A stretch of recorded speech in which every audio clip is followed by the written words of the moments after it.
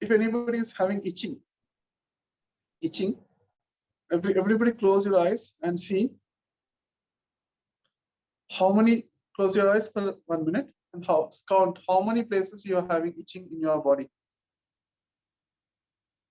Observe the count, how many places in your body you are having itching from top to bottom, from the scalp, from the head to all the till the toe. How many places you have the itching in your body? So if the itching is less than 10, that's okay, that's normal. But if the itching is more than 10, that means that you're having toxins in your body. More than 10 means. At that time, you need to take the black jeera, kala jeera. It is not normal jeera. Okay, kala jeera, black jeera. That is bitter in the taste also.